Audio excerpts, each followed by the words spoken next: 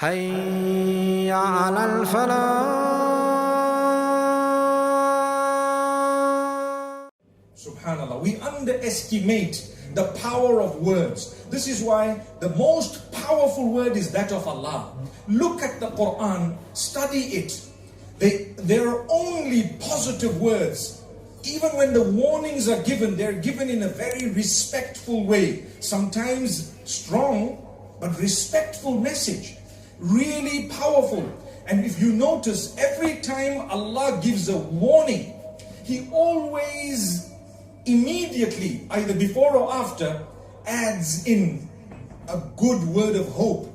Whenever He speaks of the fire of hell, you will notice just before that or just after that, He always tells you about paradise. Do you know why?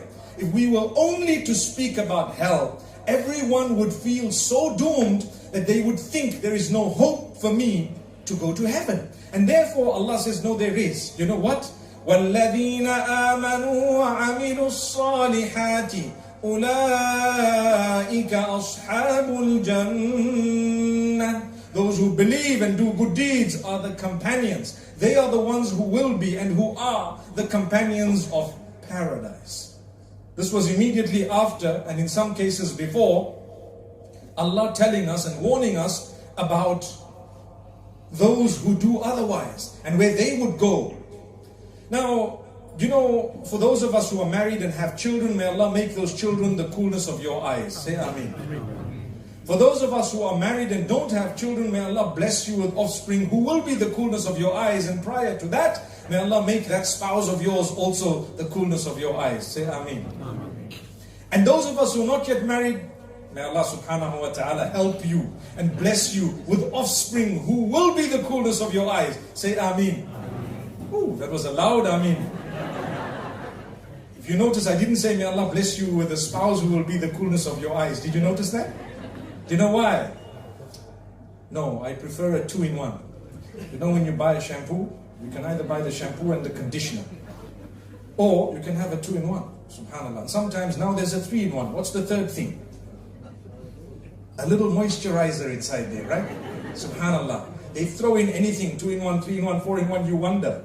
You know, I lived in Medina for a while. When I started off in 1991 in Medina Munawwara, I remember those who used to take people to sightsee, and not just sightsee, they call it ziyarah, you know, to go and visit the places. There were 17 places they used to take you to in a bus. You'd leave in the morning, come back, perhaps at Dhuhr, sometimes even a little bit later, and they would show you 17 places. And I was like, wow. Guess what happened? I left 7 years later, 6.5 years later, they were taking the people to 45 places. I wondered where the rest of the places came from. But then they started adding places. You know, this is where the Prophet ﷺ sat. Did he really sit there? You know? And this is where, this is where they passed by. Did they really pass by here? I wonder. But anyway, the point is, people add things just for marketing purposes. We need to verify it, make sure. If it is right, alhamdulillah, even if there are 100 places, it's okay. But if it's just a marketing strategy, then it's wrong. And I know the last stop was a stop at an ice cream shop. I almost waited to hear them say the Prophet ﷺ stopped here for ice cream. But then they didn't do that. May Allah forgive us. This is called marketing in a false way. However, getting back to the point, that shampoo you have 2-in-1, 3-in-1, and so on. I tell you what, when I say you're not married yet, and I say, may Allah bless you with good offspring, don't say I'm not married yet, just say Amen. Do you know why? If that dua is accepted, you first have to get a good wife or a husband, right? Say it's a 2-in-1, 3-in-1, right? May Allah subhanahu wa ta'ala bless us all with children who will be the coolness of our eyes. That includes those who don't have children, those who have children, those who are married, those who are not married, those divorced, those widowed, every one of us. May Allah bless us. Ameen. It's a positive word. Now the reason I say this, my brothers and sisters, as we have these children and we see them grow. Initially they cannot speak and they cannot understand what you are saying. But very quickly Allah gives them the ability to be programmed. Programmed such that whatever language you're speaking, they start speaking it. You know, in my home, there are a few languages that the inhabitants speak, mashallah, the family members, right? So if there is a single person in the home who only speaks in a specific language to that child, the child will pick up that language in its entirety. Even if there are 5 people with 5 different languages, the condition is each one of them must never speak another language with that child besides the language they want the child to pick up. So grandma, grandpa, they speak a certain language only with the child. The child will pick up that language. Mom and dad speak only a certain language. A brother or an uncle speaks only a certain language. How many languages can the child take in? As many as you want, because that's the programming. The condition remains, don't use another language. Back in Africa, we have maids and house helpers who speak different languages.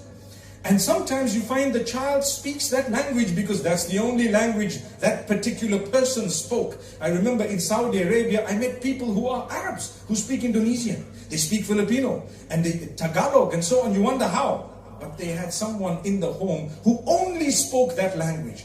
It's amazing how they absorb. Watch the words. They are powerful, powerful. Not only do the children absorb, they begin to understand. When you use abusive language, they will abuse from an early age. When you use hurtful words, they will use those words from an early age. When you use the dhikr of Allah, the Quran, they will memorize that and know it from the age of 3 and 4. Recently there was a clip doing its rounds on social media of a child who was reciting the Quran at 3 years old. I don't know if you've seen the clip. There are many such clips, but the one I'm talking about, a little child reciting the Quran at 3 years old. And they were saying this child is a complete hafiz, testing the child from this place and that place. I promise you, my brothers and sisters, someone asked me, how can I let this happen to my child?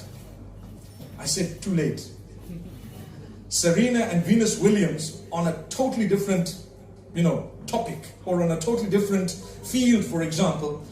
The father apparently, from what I read, if it's accurate, took a tennis racket to the hospital when they were born. What happened? Go and read about it. They became world champions. The dedication was from moment one. I wonder, subhanAllah, we are taught that when the child is in the womb, it starts.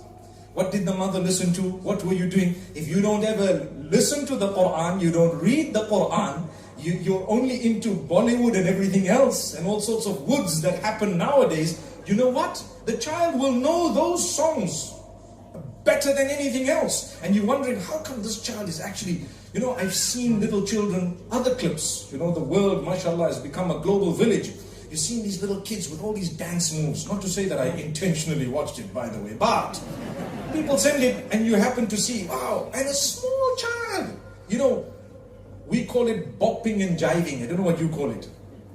But the child is literally making these moves like you can't believe, subhanAllah. Do you know why? They invested in it. That's why. They invested in it heavily. The child has watched it, seen it, been there, gone to those classes with mom or dad or both or whoever else, and that was what was ingrained. So watch out. Allah gives you as a parent control over your child to a greater degree initially, and then slowly takes it away such that the decision of marriage is no longer yours, it's the child's alone.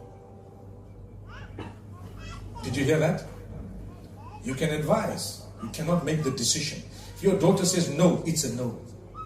You can advise. If your son says no, it's a no. And if they come up with their idea, you have to look into 2 things. If they tick the 2, you have to let it happen. If not, you've gone against the teachings of the Prophet, peace be upon him. A lot of our kids are suffering. I get emails from many, many people every day telling me, my mom is not agreeing, my dad is not agreeing. You know what? They're not blind. Our kids are not blind. They see people at the universities, at workplaces, etc., etc. And you know what? Sometimes these are decent, reasonable, good people. Your communication with your child should be such that when they like someone, the first person that they tell is you. And when they tell you, don't just say, I don't want this to happen. They're going to meet them every day anyway. Sometimes they let you know when it's a little bit too late. You need to rise to the occasion, find out a little bit more, check. If they tick the 2 boxes at deen wal khuluq, let it happen. What's that? If their level of closeness to Allah is acceptable, similar to yours, a little bit this way, that way, 5% off the mark perhaps, it's okay, let it be, number 1. The second condition, If their level of character, conduct and responsibility is acceptable and it's ticked off, let it happen. If the child is responsible, even if they're not wealthy, they will be very successful in life. They'll take care of your son or your daughter. It's a responsibility. I want to let you know, all of us who are seated here, there might be a few exceptions, but all of us, from what I know, there was a time when us or our forefathers didn't have much in terms of the material wealth of this world. They got married. They probably couldn't afford shoes. They couldn't afford a house, a car. It was a dream. If the father-in-law had come and said, "What do you own?" as the first question when interrogating, your mother wouldn't have been married to your father. We have a problem. That's the first question and the main thing we look for. When Allah says, إِن يَكُونُوا فُقَرَاءَ